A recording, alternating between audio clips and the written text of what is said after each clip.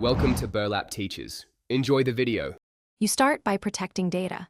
Immediately make a full sector-by-sector image to an external drive and verify the checksum so nothing is lost during repairs. Next, run a smart short test to detect imminent failures, and if it flags issues, run the extended long test to gather detailed attributes.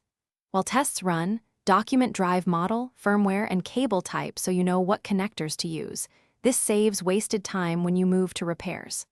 Once done, proceed to isolated testing. You now focus on fixing what's salvageable. Start with a non-destructive surface scan to map bad sectors and to avoid triggering right amplification. Once you have the map, run remapping/repair tools in controlled repair mode to relocate recoverable sectors. Keep the image handy in case you need to revert.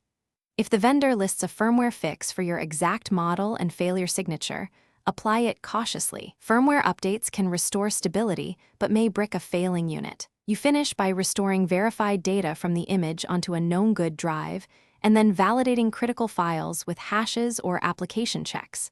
After successful recovery, retire the problematic disk.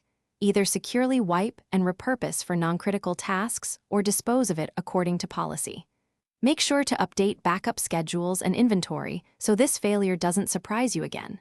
If things go wrong, try the troubleshooting step.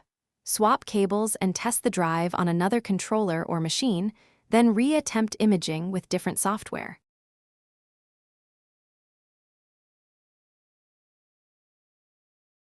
Thanks for watching. Consider subscribing if this video helped you.